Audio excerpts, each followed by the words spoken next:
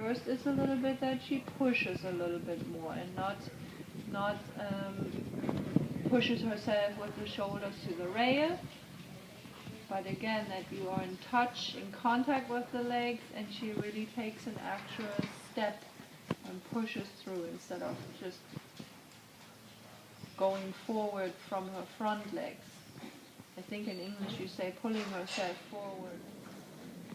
Good, that's a better trot, exactly. And especially, you know, when she gets a little bracy here and there, that's especially when you should really stay in contact with your calves.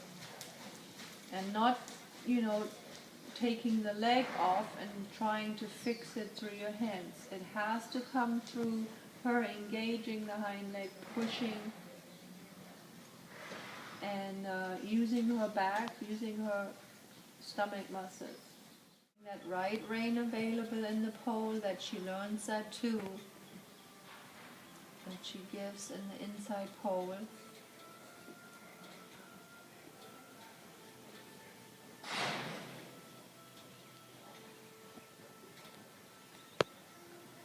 Good, good.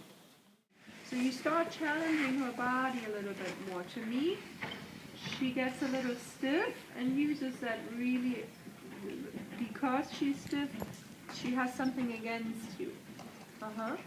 And in the circles, Kim, even if she's a little, like, has a hard time, you turn on the left rein, but she actually needs to be a little bit away from the left leg. And then you can also make a straight line again, and then you do again a circle out of your field.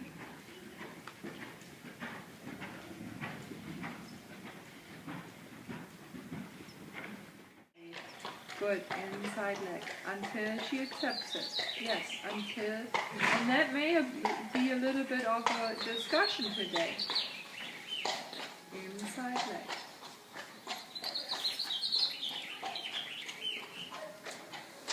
That's good, exactly, that you prevent her from just leaping and running into the canter. That she wants to use her neck against the rider, no, that's not an option either. And to me, that's really, really important, because if you don't address it, you're just going to create a little monster, and you know what I mean by that. She can wrestle with you with her neck, no, it's not an option. Good, that's better. And that's going to be a little bit exhausting to ride the horse in that moment.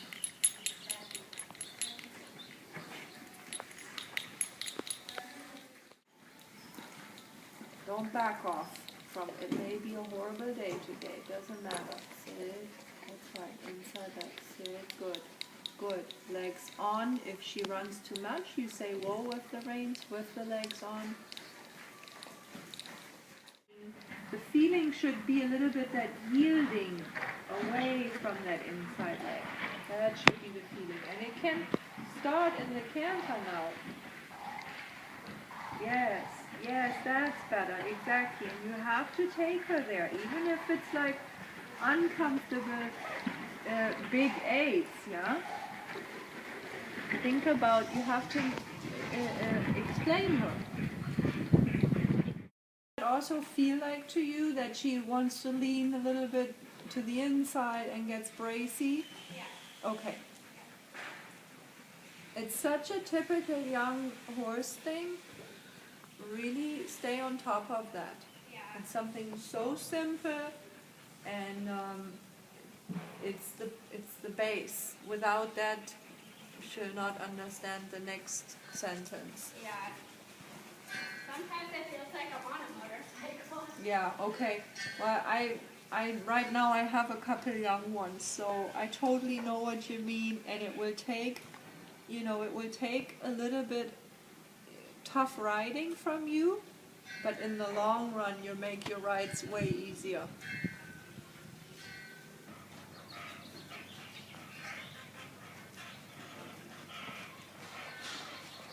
Push her just a little bit, not much more, but a little bit more effort from the hind leg.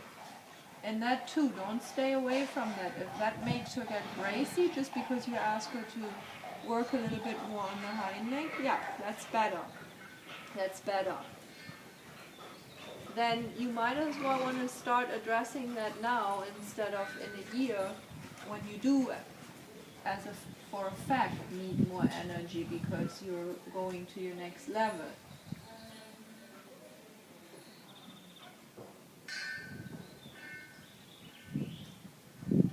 When she gets a little bit tired, I know she won't be able to have the self-carriage you desire, but what I take advantage of is that then finally I can really put my leg on and I actually can make a little bit of a point by each turn. You know, I push her a little bit away from my inside leg and exaggerate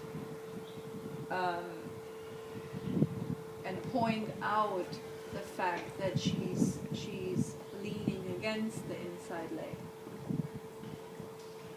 Good. That's a better trot. Exactly right. Or even though, good. She may be a little strong today. Good. Releasing. Turning. Good. Better.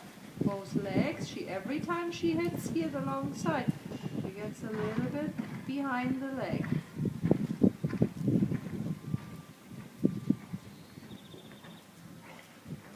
Not running, good.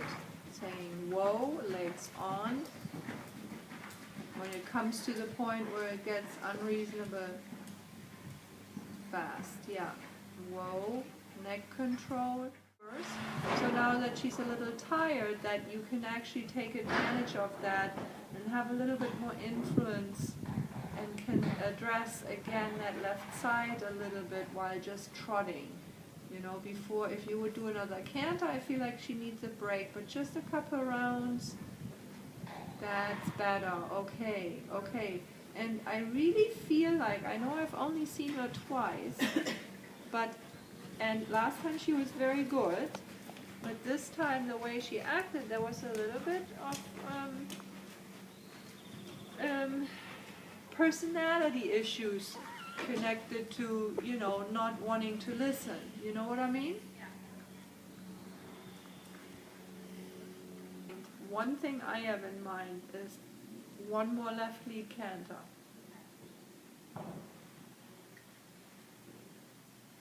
And you ride her tomorrow too? Yeah. Yeah, okay, that's good.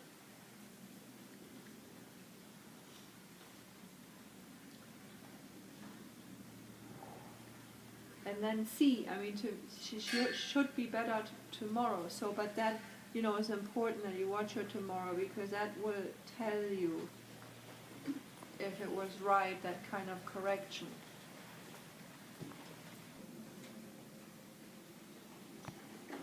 Good. So that to me was totally fine. Yeah, she sped a little bit up. She still needs to learn to carry that transition more on her hind leg.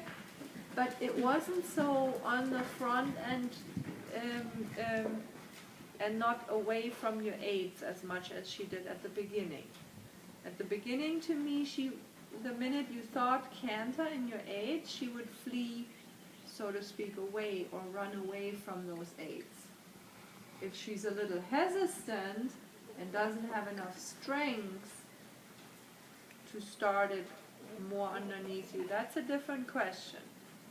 But not,